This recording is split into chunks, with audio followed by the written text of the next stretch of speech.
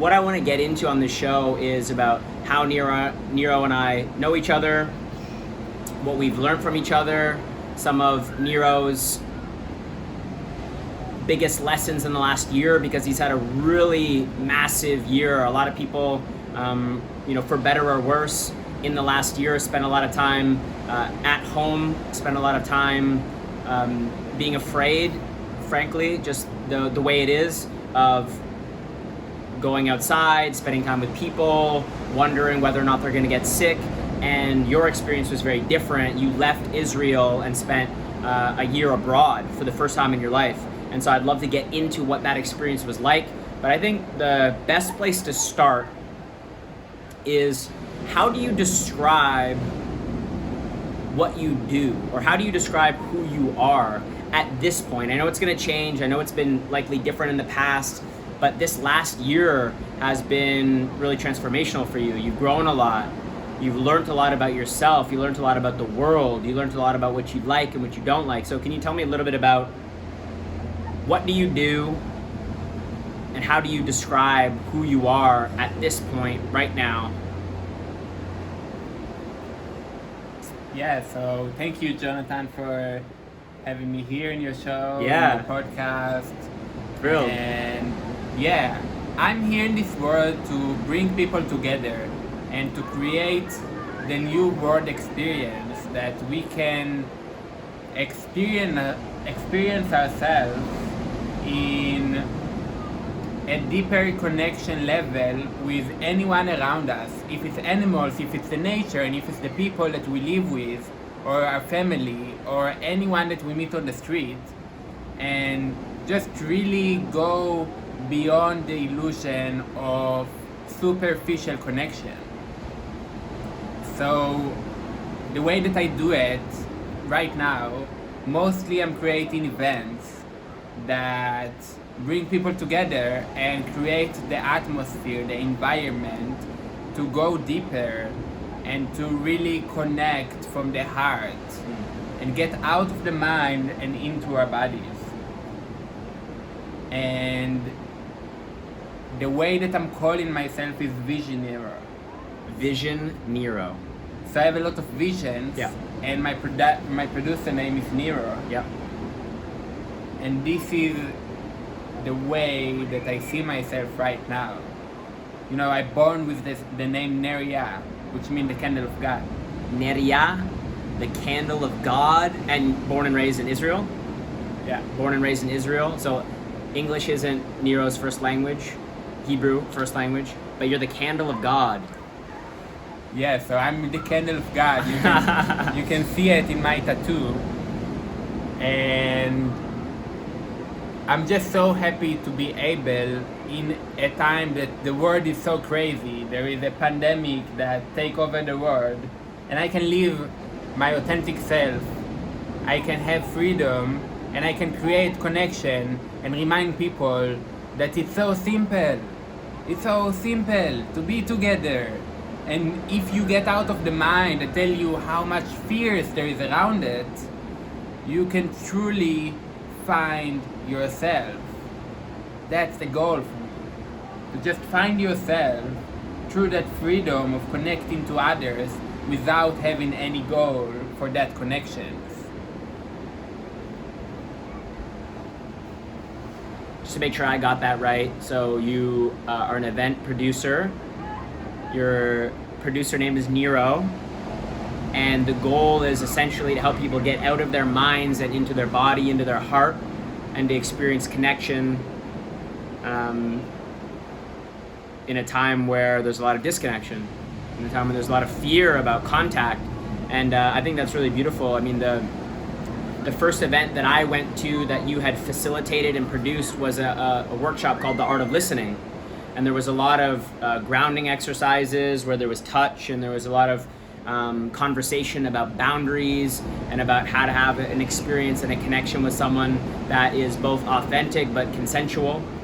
And that feeling of safety and that feeling of trust helped to induce more connection, right? Because I was able to let go and know that if someone went too far or I went too far, I could actually say no. and I could actually back off a little bit. So that I have that experience of you, and those are the types of vents that you've produced in my eyes.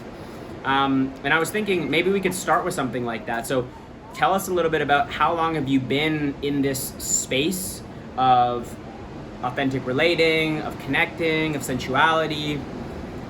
Where did it start? And then maybe you can lead us, or at least you can lead me and you through an experience, maybe one exercise, maybe that somebody can try from home as well, of getting out of our minds and into our body, getting out of our minds and into our heart, whether it's, they can do something by themselves, or maybe just something they could do with a partner, something that they can duplicate from home. So talk to us a little bit about where did it start? What was like one of those one or two significant moments in your journey, and then maybe you can lead us through an exercise that maybe you and I could do together, or they can do at home by themselves. Yeah, so that's the beauty.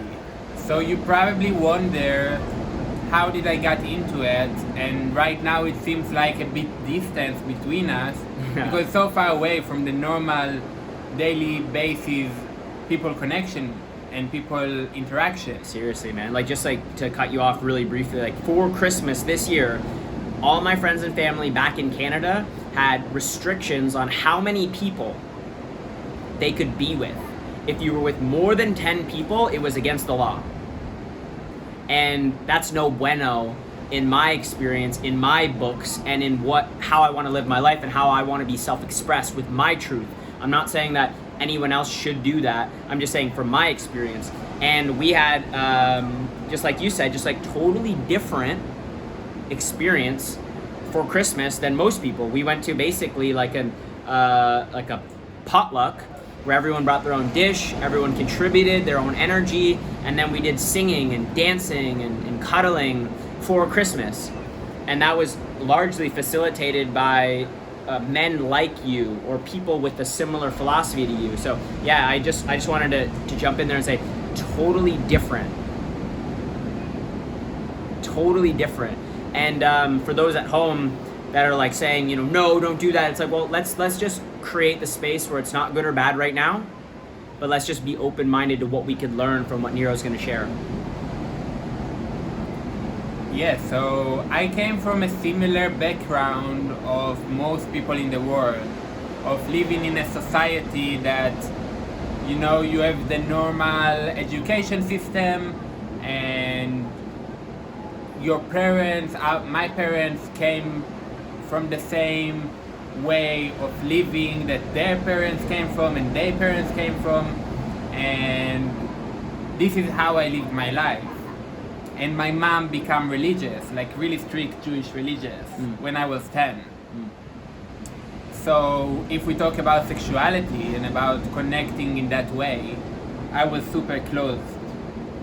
I was really I didn't have a lot of confidence in that area, because by the Jewish religion, you can't touch each other unless you're married.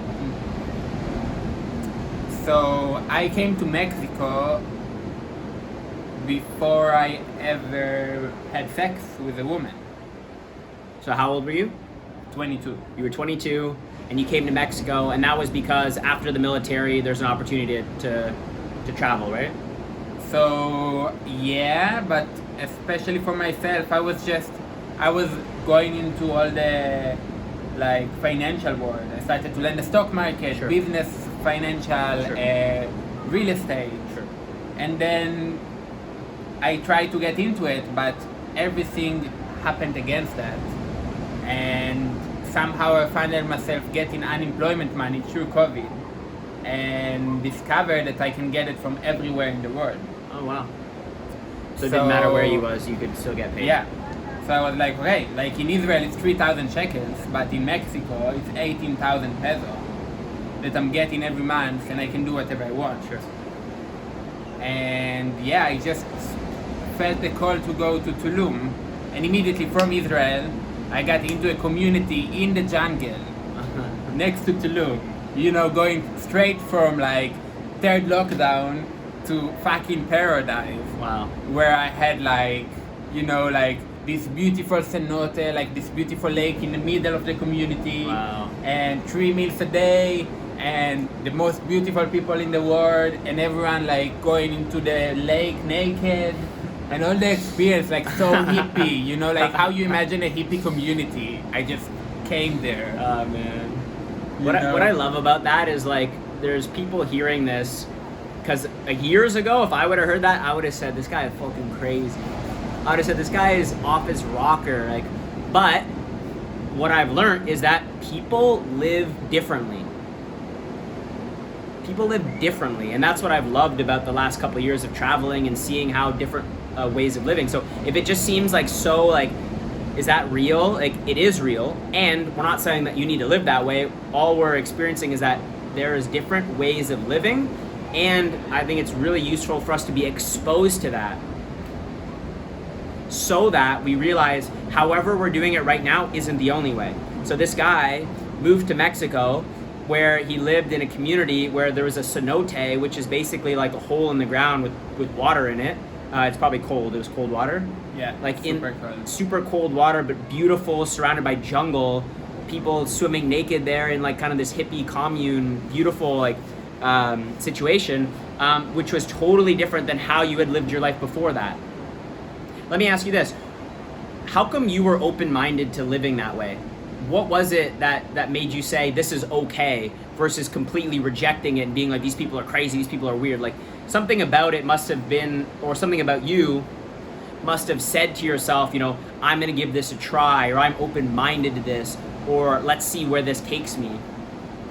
Yeah, I feel like the beauty in me, the way, and one of the best reasons I love myself is the fact that I'm open to life. So people, friends, come to me every time with crazy ideas, and they know that I will be open-minded to listen to them and most likely to say yes. So I discovered that if you say yes to life, you're having way more fun. True. And this is the way I live my life. You know, sometimes you look crazy and you look like, what you doing? And like, so unresponsible. But it's working for me.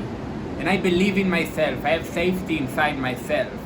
So no matter what experience I'm having in the outside, I have the own safety, the own feeling of home, that I can do whatever I want. And then that brought me into these really interesting experiences that just really helped me to get out of the program of society and build my own individuality. So I became a person that is I'm truly myself. And I know that it's really triggering people because society teaches us to be like society. Society teaches us to become something that people already walked in that path. And I don't want to walk in someone's path. I want to walk in a new path that no one ever walked and explore. This is what makes me happy.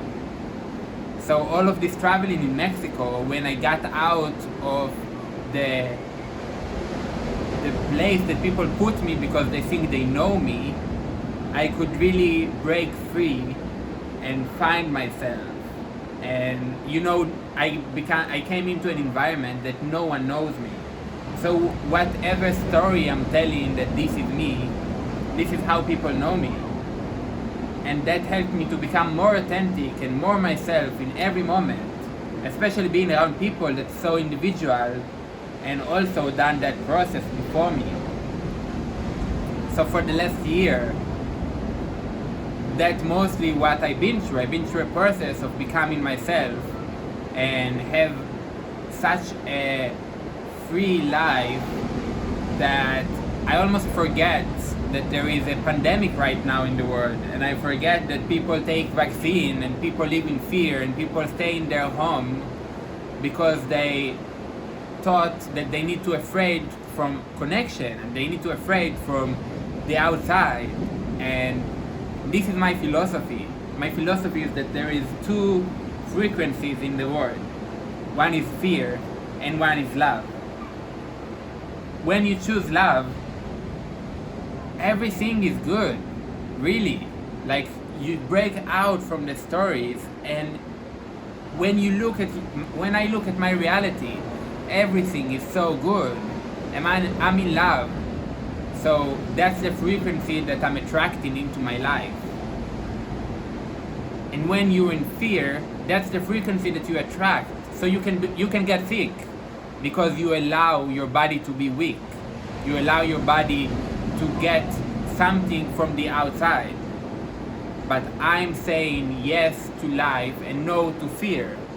So nothing can get past it. And I'm so healthy, and I'm not taking any medications, and I'm healthy all the time. And that's the reality that I'm creating for myself. Yeah, it's also the story you're telling yourself, right? We talked about just like what story do you live in, and one of the big benefits that I'm hearing of like taking yourself, uprooting yourself, putting yourself in a new environment is that you get to recreate the story that you've told yourself, the story that you tell other people. You don't need to be the same person that you were yesterday. And this is actually, I think, beautiful what you're talking about of choosing love versus choosing fear. And a lot of people will hear that and they'll say, well, that's just like woo-woo spirituality. It doesn't have any basis in reality. Like that's just, toxic positive thinking. That's a big term that people are describing now is like living based off of a delusion rather than what's happening. And I would say I disagree. I agree with what Nero's saying, because science is actually proving, if you watch Rewired by Joe Dispenza on Gaia is the platform, and you search Rewired by Joe Dispenza, they're actually proving through science how the frequency of thought impacts the physiology of your entire body. I was listening to a podcast the other day where they were talking about at the beginning of the pandemic, so this would have been early 2020, a group of high-level athletes for the first 2 months of the pandemic basically had a dramatically more sedentary lifestyle, right? All the propaganda on TV was be afraid. They were in a sedentary lifestyle. They weren't spending time on nature. They weren't spending time outdoors. And they measured their immune system and their immune function. And in 2 months, their immune system was impacted by 50% less. In 2 months only, through the idea that they should be afraid, through the idea that they have a reason to protect themselves and hide from the world, and then changing their lifestyle, aka not going outside, not being active anymore, not exercising with their other athletes. And in only 2 months, the physiology of their entire body, their entire system, this intelligence that is the Homo sapien that has allowed us to evolve for millions of years to get to this point, right? Perfect to help us survive. In less than 2 months, 50% less immune system. So if you don't think your thoughts impact your physiology of choosing love over choosing fear, then that actually is disillusion. That actually is not basing your reality in what is possible for human beings. So I adore that you're choosing love. And by the way, what you're saying, that's another thing that I discovered, and don't take my word on that. I really recommend and invite you to try it. So I discovered for myself that whatever it is that I believe and give the power to is real. So think about it again, I will say it again. Whatever it is that I believe and give the power to, this is how my reality looks like. This is how I'm describing what's real and what's not. And when I discovered that on myself and I saw that it's working for me, I just stopped to believe everything that wasn't giving me anything positive in my life. Like anything that wasn't a good influence in my life, I stopped to believe. Mm-hmm. So that's, you can be like, yeah, you live in Peter Pan world, like you live in Wonderland, but so what? My life is amazing. And I'm happy all the time. Yeah. And yeah, of course I'm going through processes. Of course I have a lot of feelings that I'm Obstacles, like, challenges, challenges, trials. pains. Like, it doesn't mean that I'm not going through that. And I'm still living in a world that the energy exchange is money. So I'm still in that mindset. Like, I'm with you. I'm not a crazy person. I just discover a different way to live. And you know, everyone, like, do whatever is good for you. Like, discover whatever is good for you. But that's what I'm saying. Whatever is good for you. Not what's good for your parents, not what's good for your friends, for your wife. That's not gonna take you anywhere, because then you're in that like cage of your mind. If you see in the Matrix, you know, in the Matrix they say, Morpheus say to Neo in the first Matrix, go see it. Morpheus say to Neo, in the world that we live in, the prison is not like, you not live in a sin prison, you live in a prison for your mind. So when you get free from that prison, from your mind, you're gonna discover yourself, and that process is scary. It's really scary because you don't know what you're gonna find out. Maybe you have so much shadows, you have so much craziness inside of you that it's so hard for you to really face it.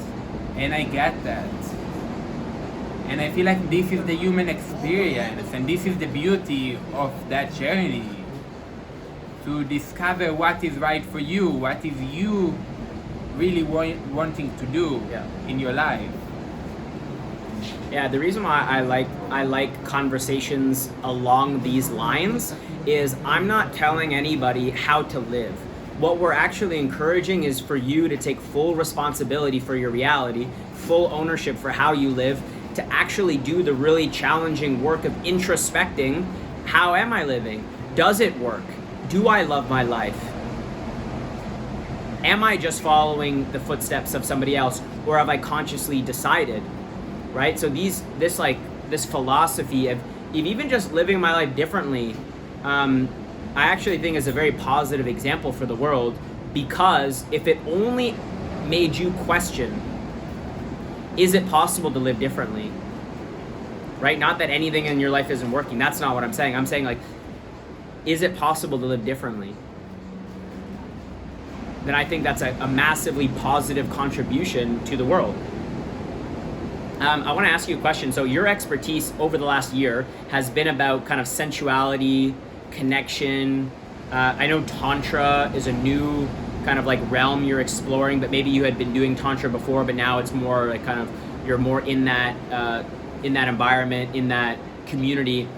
Can you talk to us about the difference between sensuality and sexuality, or what have you learned, like, as like the overarching philosophy of this work about intimacy, connection, Tantra? What can you share with us about that? Yeah, so I really want to start with something that's going to give us an opportunity to listen to more, and it starts by taking a deep breath. So when we're taking a deep breath, we actually calm in our body, and we really like give the opportunity for more information to come inside of us, and also to just feel more connected and more relaxed. So we're gonna take a really deep inhale and release with a sound.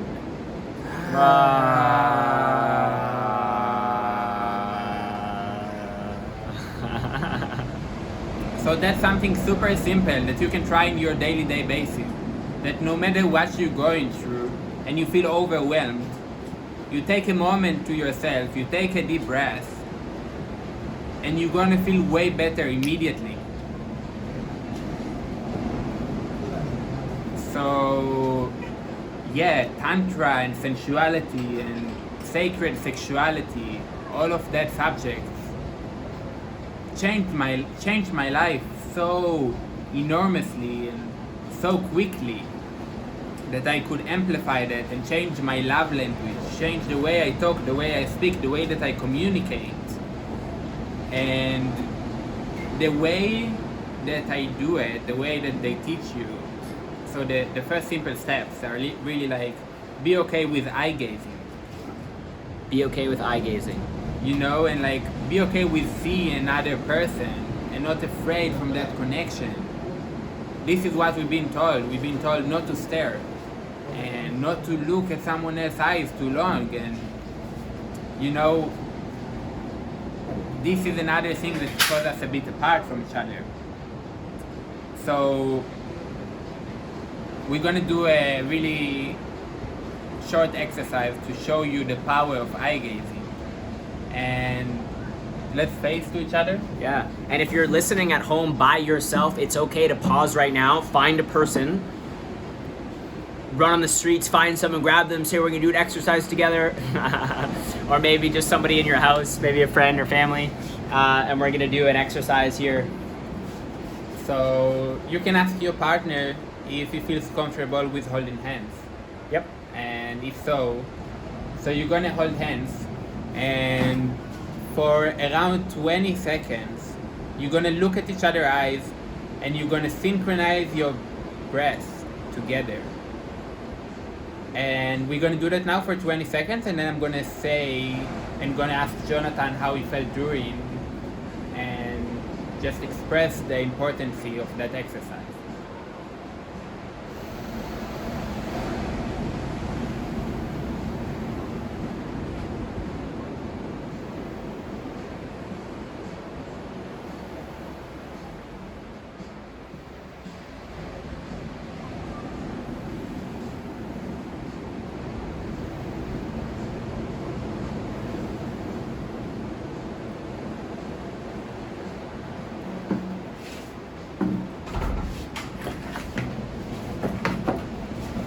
So yeah, let's start with you. Like, how did you felt with all of the aspects of what we just done here?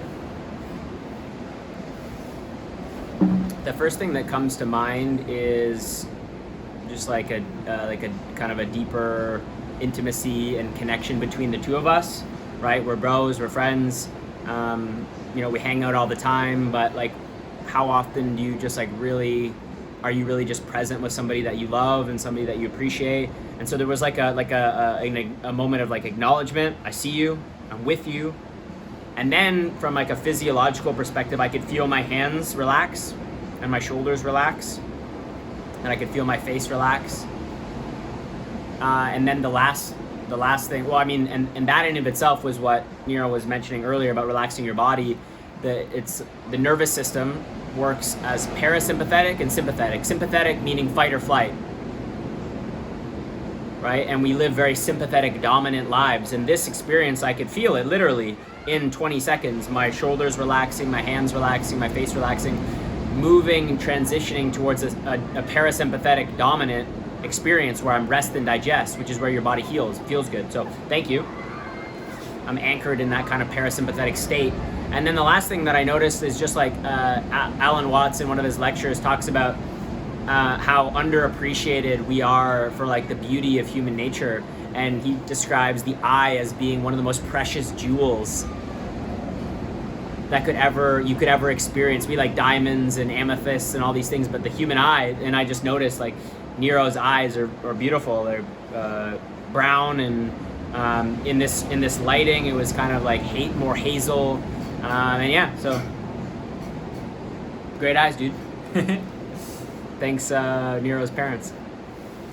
Yeah, you know, so in the Alchemy book from Paulo Coelho, he say that the eyes are the key to the soul. And soul is something like, I'm not gonna get into it. You probably heard that phrase in your life. But when I'm saying that, it's just like when I'm looking into someone's eyes and I'm being present and we synchronize our breaths together, let's create a rapport. Let's create an immediate connection. And you can feel so close to someone, even if you don't know him, after a few seconds. And that's so amazing. I'm doing it with so many people, and so many people feel so close to me as a result of doing that. and they so not used for people to do that, to look in the eyes and to create that rapport. So yeah, that's like, so we talked about eye gazing. Yep.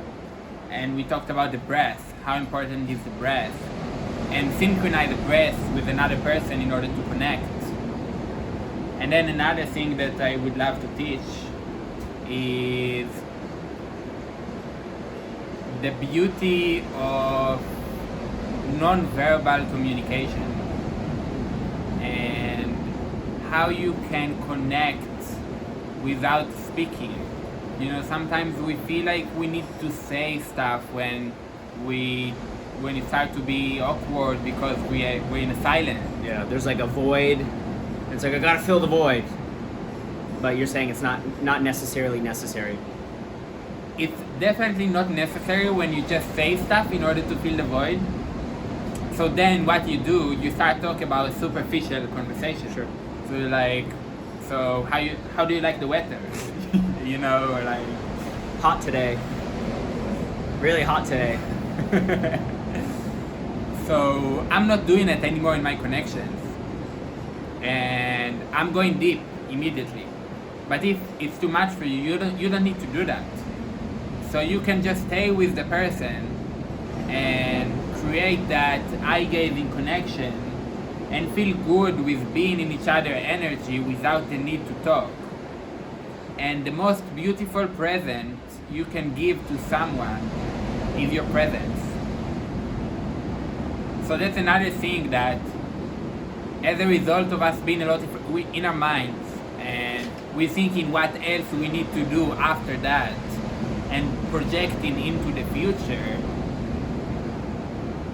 we forget to live the current moment and enjoy that. So for example, maybe I'm right now with Jonathan, but in 10 minutes I'm not going to see him ever again. So there is two ways to approach it.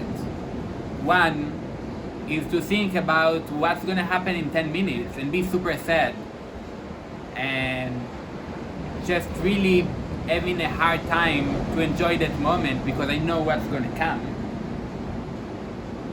And then the second is to be like, okay, I have 10 minutes right now to enjoy this guy.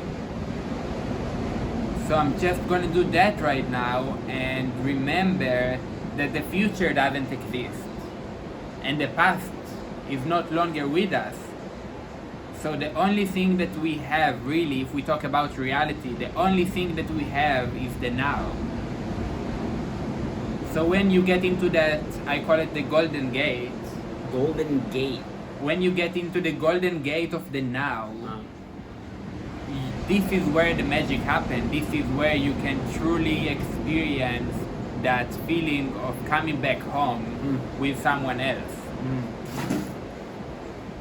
Yeah, it seems to me like your breath is a tool that you can use on your own to be present. Right? I've heard people say, and it's in The Power of Now, where Eckhart Tolle talks about the breath being the bridge between your physical body and your spirit body. Right? So the eyes maybe being kind of the portal to the soul, but the breath being like this bridge that connects your physical body to your spirit. And then you can use connection with another person to do a similar thing to help you feel present and grounded.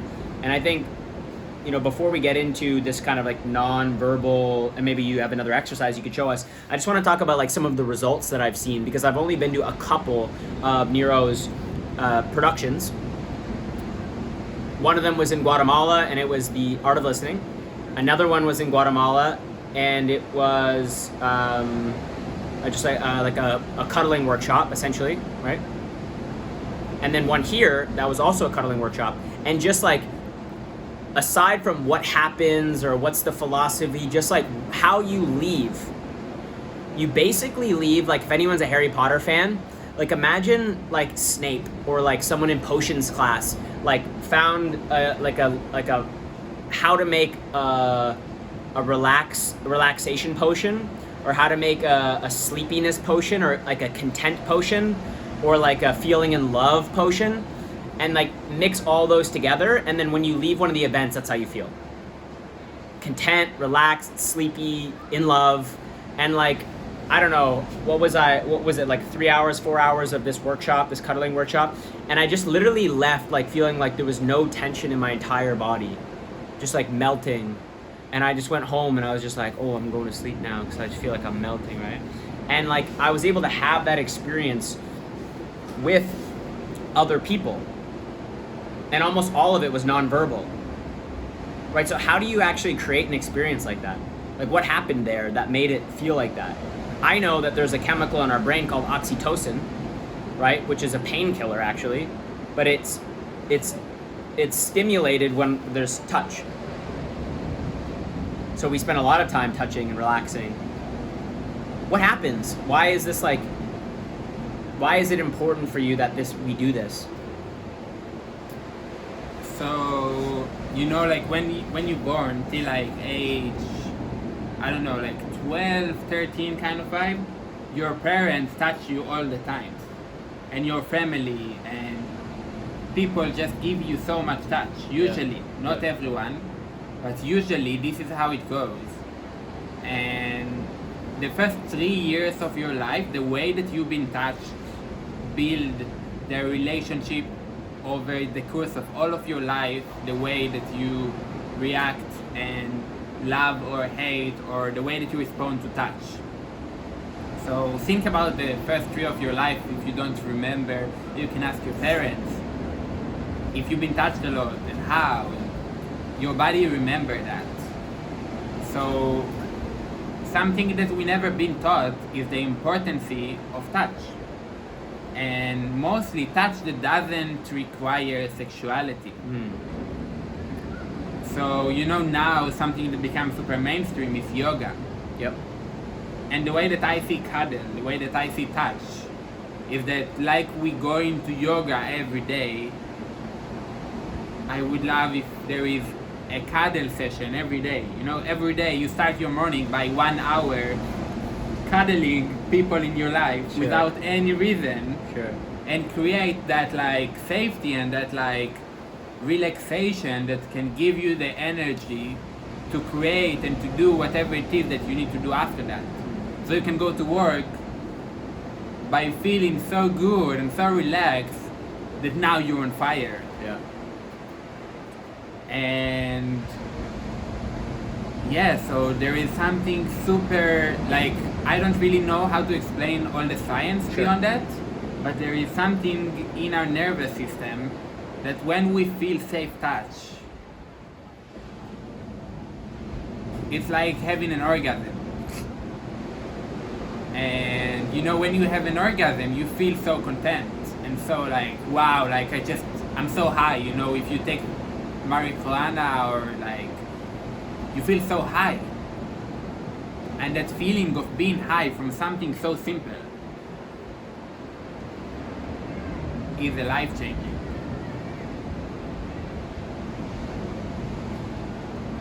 I want to switch gears a little bit because I know how important sensuality is to you now, and connection and slowing down and being present, enjoying your life. You know, one of the reasons why this show exists is to talk about stigma, things that like other people don't want to talk about or isn't mainstream. You know, challenges, like where have you experienced challenge in your life and how did you get through it, and like how did you overcome it, and how did it make you who you are today?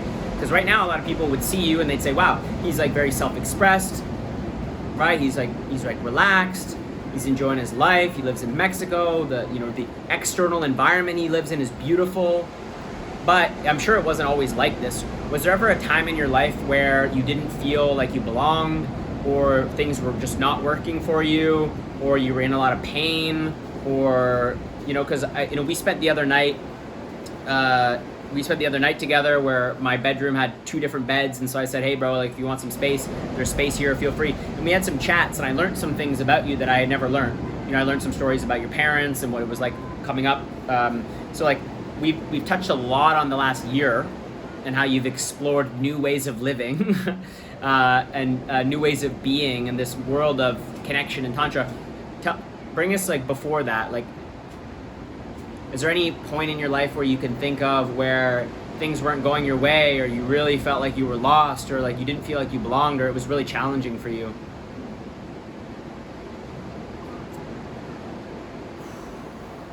So yeah, when I was 3, Yeah. my parents broke up. My father had a drug addiction. He had so much mental health issues. He was diagnosed with manic depression. And my mom was 25 years old. She was a kid in her spirit. She wasn't ready to raise me and my little brother. And now she's facing a situation that she needs to raise us by herself. So immediately, in 3 years old, I needed to grow up and become the man in the house. And take care of myself, take care of my brother, and take care of my mom, while also taking care from afar of my father. And I grew up in the richest city in Israel. But my mom didn't have any money. So all of my friends, had this perfect life of like living in this mansion with a pool, their parents are together, Exotic cars. everything is so fancy, so cool. Like the biggest challenge in their life is like, what backpack should I go to school? Sure. And that creates a really big distance between us, because we live such different realities, but we were studying in the same school, living in the same city. I grew up in this environment, but my story was so different. So for years I was this outsider. The only thing that really brought me in was sports. The way for me to express myself was through sports. I was a really fast runner. I played basketball. Nice. I was 3 in Israel in throwing an iron ball. Yeah. How do you call it? Shot put? Yeah. So I was also super strong, and Nice. so that really brought me in. But yeah, I've been bullied a lot, and people were cursing me. People had so much issues with me because my magic was my mouth all of the time. So people got so upset that they saying something, they try to bully me, and I'm answering them. Sure. Yeah, you weren't gonna So- take it. Yeah, I've been through a lot, and I really felt all the time so like I don't belong here. This is not my tribe. This is not my friends. This is not my people. I don't want to be in that school. I don't want to do this homework. I don't want to do this test. Everything is so stupid. Like I judged society from the beginning, and I felt like this is not for me. But I didn't have any other option. And then Yeah, you're just a kid. I needed to find my own. I raised myself, basically. So no one taught me boundaries.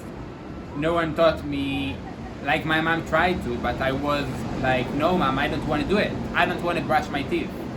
I don't want to take a shower.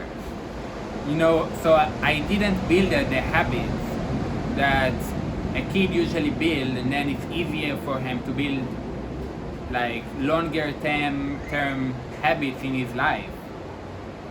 And I needed to go through that process of like,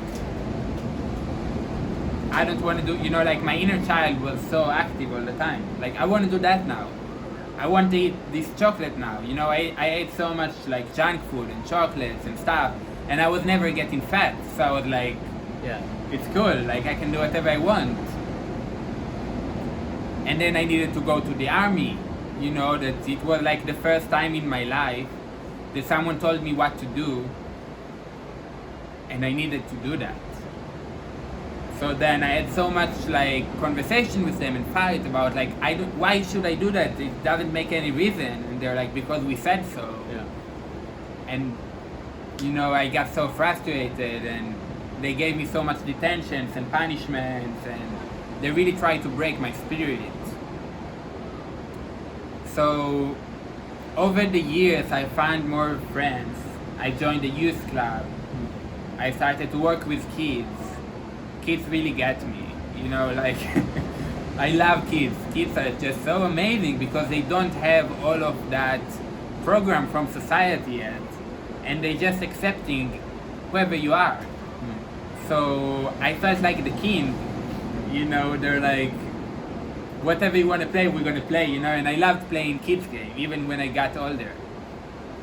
So they became really like my best friends, and yeah, this is why I'm finding myself right now in Mexico, because I found a tribe that's willing to accept me no matter who I am.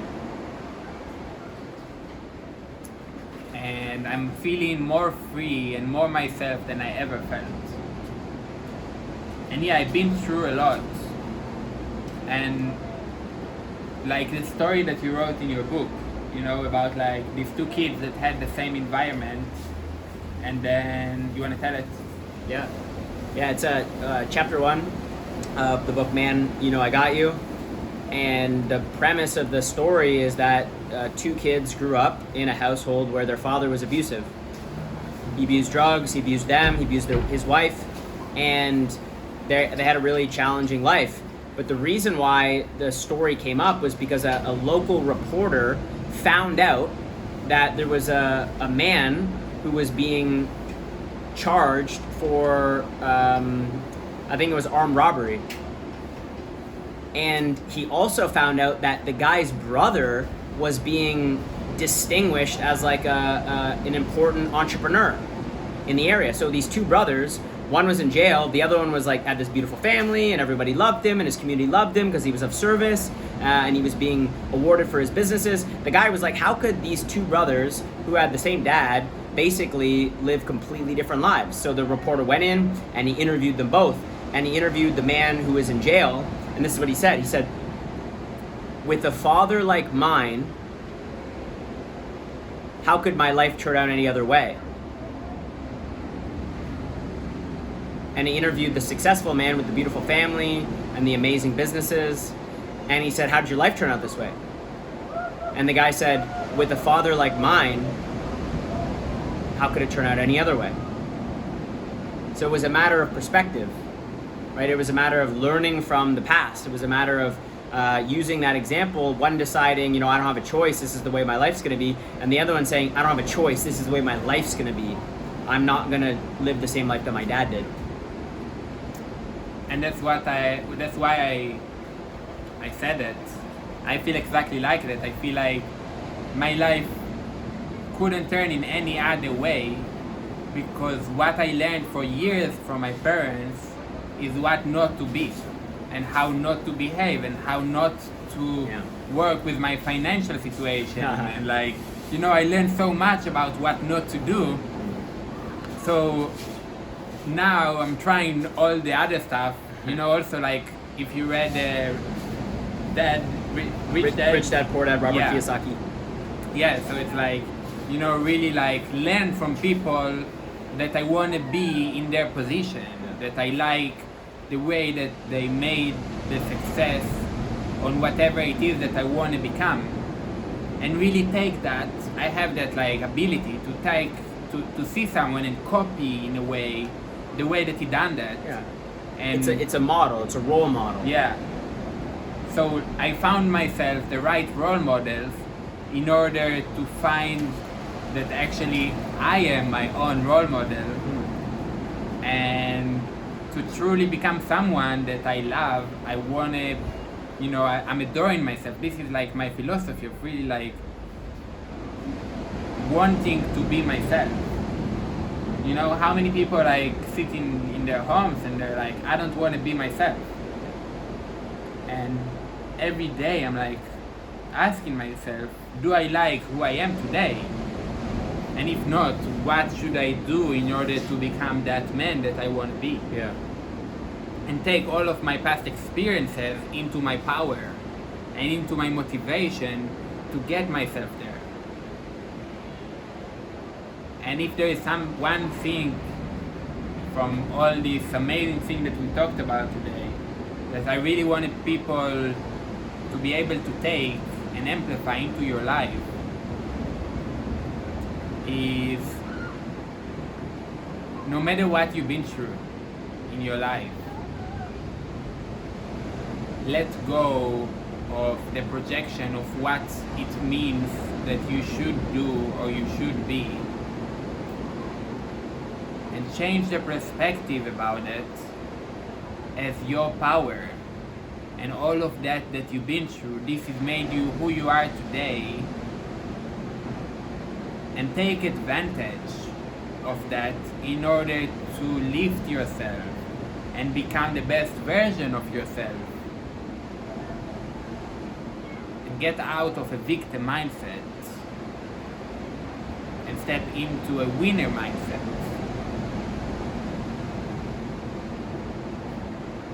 Yeah, well said.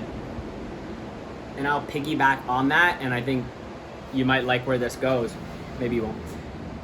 But that idea of like victim mindset versus winner mindset, and it ties into this story about the two sons and the father, because I was in a seminar one time, and the seminar leader described the 4 stages of masculinity.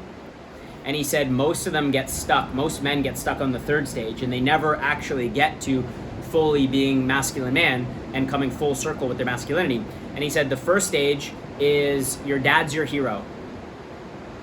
You adore your dad, you love your dad, he's your, he's the best, no matter what, right? He's just the best. Then you get into a stage where you're in competition with your dad, right? You're trying to beat him, whether it's in basketball or it's in whatever it is, like you're in competition, you're trying to beat him. He said the 3rd stage is fuck you, dad. It's I'm gonna do things my own way. I'm gonna figure out my own way to do things.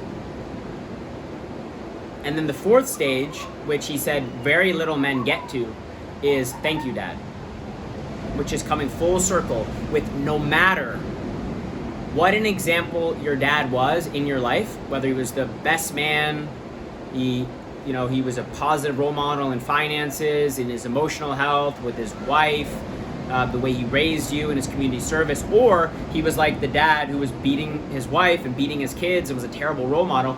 No matter what type of a role model he was, you will be able to look him in the eye and say, thank you, dad, for being who you are, because it helped me become who I am, right? And it's this choosing how to look at your circumstances, right? The one son said, I am how I am because my dad who he was, and the other one said, I am who I am because my dad was who he was. And knowing that it's a conscious choice to be able to thank them, and no matter how it went, he either taught you the best way to do things, and he taught you how to not do things. And even my dad, who I think is the best man that I know in my entire life, there are ways that he lived and ways that he parented me with that I disagree with, and I believe that because of that, now almost everything he did, I think, holy shit, I'm the luckiest fucking kid in the world. And a lot of the stuff I think, put me at a disadvantage. And I still look at those things and say, thank you for teaching me how I don't want to live, right? So it's choosing, use the word winner, but I think it's just taking responsibility. And I just think taking responsibility is the most practical thing you can do. What else are you gonna do? Am I gonna blame? Like go ahead. And if you do, where's that gonna get you, and where has it got you? Right? And I think that, nothing's perfect, right? Or maybe it's all perfect, I don't know, right? But the only thing that I can take full responsibility for is how I live, how I choose to live, what I choose to do, how I choose to think, right? Who I surround myself with, that energy that I surround myself with, and then taking full ownership of that. So I agree with you wholeheartedly, is if there's one thing to take away from this, then it's if there was one thing you could take away from my entire book, right? Why did I write that book? Jim Rohn always said, the major key to your better future is you. He said, the major key to your better future is you, right? And so in the context of mental health, the major key to your better mental health is you. The major key to your better physical health is you. The major key to your better financial future is you. And it's there may be other keys, but the major key is you. And he said, don't major in minor things, major in the majors. So the majors are you. That's the big question.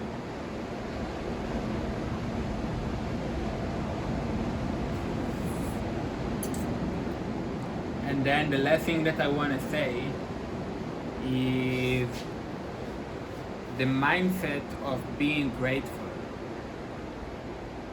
So Jonathan just spoke about being grateful for your dad, and I agree. Yeah. And I feel like also it's really about being grateful in general. You know, wake up in the morning and being grateful for being alive, being grateful for being in your body, for having everything that you have in your life. And then creating harmony with nature. So like look where we are.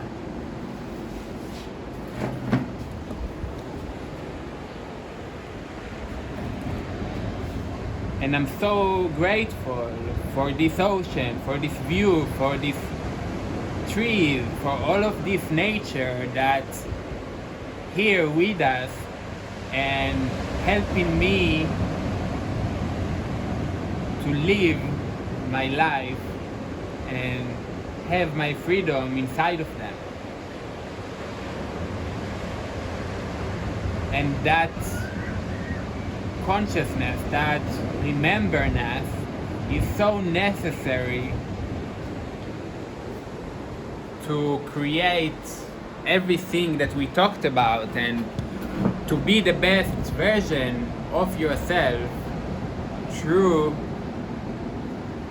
the mindset of gratefulness for the better cause, for the oneness, however you want to call it, for something that is bigger than you, from getting out of your own head and be grateful for that.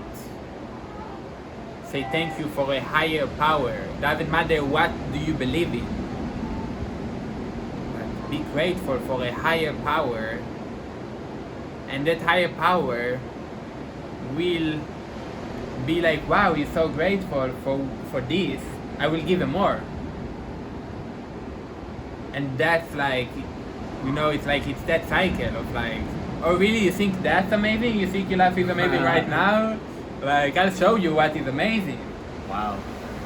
That really shows me the power of focus and attention, right? Because if you say, wow, look how great my life is, like this is so beautiful, and then you're saying, you think it's great now, let me show you what you can really experience, versus, man, my life fucking sucks. Life is shit. Everywhere is a disaster. This is terrible. And then the higher power is gonna be like, you think that sucks? Let me fucking show you how shitty it could be, right? And sometimes it needs to get worse before it gets better, but if your overall focus is on the gratitude, if your overall focus is on how great things are and looking on the bright side and choosing positivity and choosing gratitude, then that good will surface itself, right? Because you'll literally be training your focus and attention for what is beautiful. Right? It's like the difference between training your attention in business, right? Imagine training your attention to look for all the hardship versus all the opportunity, all the problems versus all the solutions you can create. It's the exact same philosophy of like choosing the way you look at it, and in Nero's case, he's talking about choosing gratitude. And then allowing more of that beauty to unfold because you're looking for it. And always, whatever obstacle coming to your life, trust. No matter how difficult or hard it looks like, no matter, yeah, that's tough. you know, it's just like really like take a deep breath and trust. You know, if I will tell you like my current bank situation, you know, like the way that my life's supposed to look like by the paper, and you know, every time when I trust, someone come to me with a job opportunity, someone come to me and bring me $40 and a book that I can change my life. You know, someone like life come in and show me that they have my back. You know, man, you know I got you. So it's like God saying that to me. You know, when I'm in trust, the higher power say, man, you know I got you. Woman, you know I got you.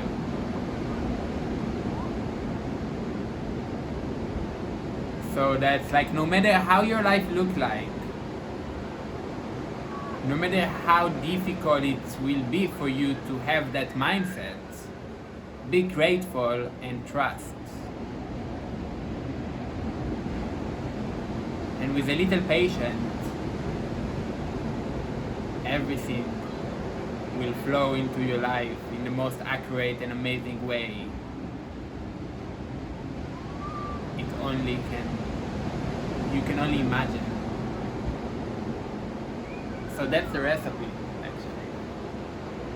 The recipe is trust, have faith, and patience. And be grateful. And be grateful. I would add one to your list, your trifecta there. Action. Movement. Right? There's definitely an element of trust, definitely an element of faith, definitely an element of patience and gratitude, and the universe is going to be like, all right, here's an opportunity, and you're going to be like, well, I'm just going to trust and have faith and watch Netflix all the time. It's like, I'm not saying don't enjoy yourself, don't relax, don't kick it back and enjoy your life, but it's also going to be like, I gave you an opportunity then you didn't work it.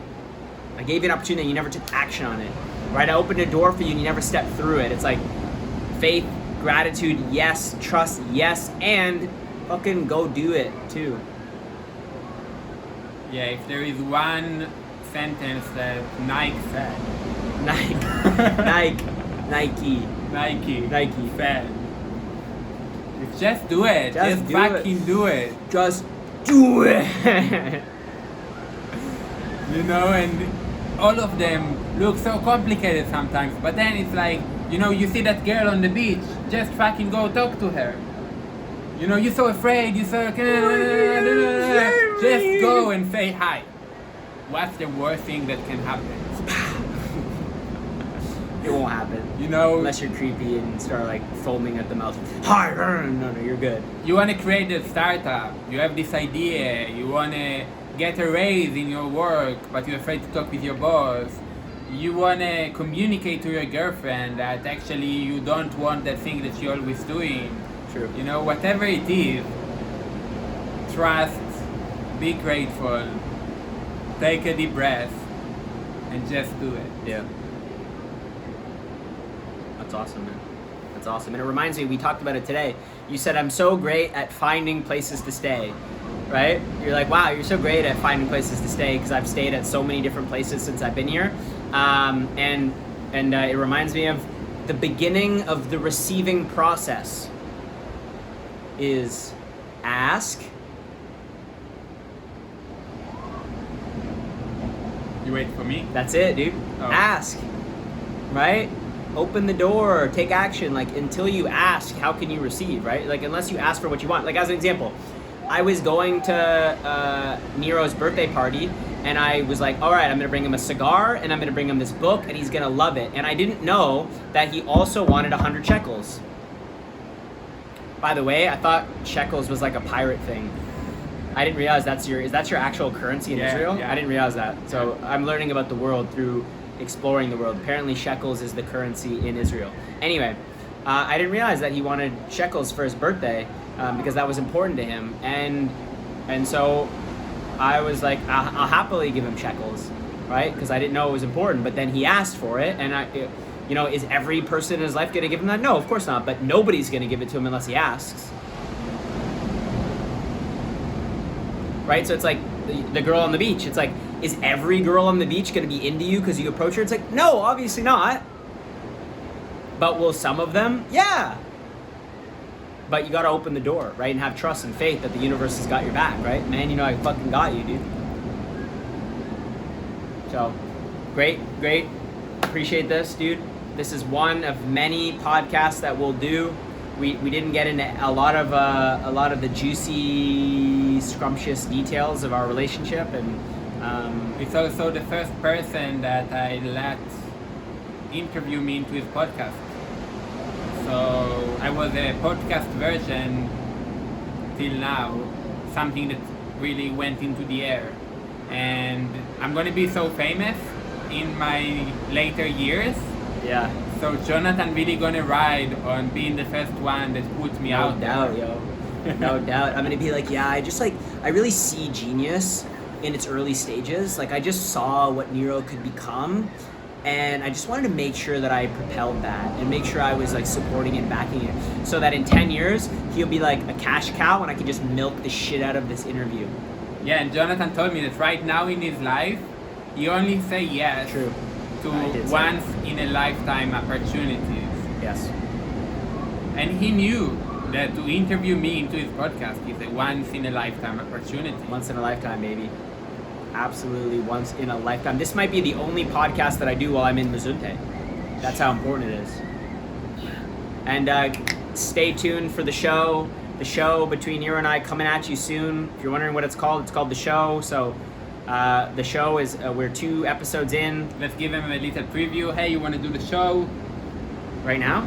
Yeah, right now, let's do the show. They look at us, let's do the show. We're already in the show, let's do the show. I don't know, man. So basically, that's the show. I don't know, dude. That's only this. Like, we're not really going to show you right now, but this is like how the show starts. Do you want to do the show? I don't have my glasses, so I can't do the show. Oh, we can't do the show if not, at least one of us wear sunglasses.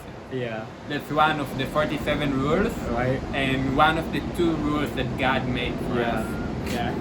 I think it's cool because like comedy is basically on the premise of just like creating things that don't exist, right? Like an idea or of a scenario or a situation, and then you build on top of it. It's basically the premise of improv too, is like it doesn't exist and then you create an image and then it exists. And so one day Nero's just like, you want to do the show? And I'm like, what are you talking about, bro?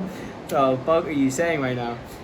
And that's probably one of the reasons why he's funny, is he can just come up with ideas and entertain the idea, right? An illusion that something doesn't exist and you can create it from scratch. So anyway, I think that's all I got for today. That's all we got for you for today. In the future, we'll bring Nero back on to explore more about his journey into sensuality, more about his journey into connecting and becoming the best version of himself, of undressing all of the conditioning of society and undressing all of the conditioning of his program past and just living his best, most authentic life. Is there anything else you wanted to share And with the good people? And undressing my clothes, because it's really important to be okay with my body. True. You know, we born naked. You know, so why being naked is such an issue today? Yeah, let's be naked. That's my, you know? We're now next to the naked beach, where True. people can just go to the beach and be True. naked, and it's normal. Yeah, I'm down to go. I haven't gone yet, but I'm down. And nudity is not an invitation for sexuality. Say that again. Nudity is not an invitation for sexuality. I don't know why I'm pointing at you like a teacher. It's not my intention. But anyway, I had so much fun with you. And yeah, I have the ability to be able to talk for hours. Dude, So- we didn't even talk about pooism. Yeah, No, don't get into yeah, it. no, We're no. gonna save. We'll just like insert a pin in that grenade that is 5 hours of Nero talking about pooism. It's a concept that he invented that we're not gonna touch on this time, but Yeah, but Sure. let us know if our combo together is something that you want to see more of. yeah, And if you like the fact that we talk about we touch so many different aspects, there is no one concept for our podcast, and was it too much? Or was it like, wow, like I learned so many different stuff and I had so much aha moments, yeah. which this is what really like I love to get from someone else talking, like aha moments. Yeah. So yeah, just let us know what do you think.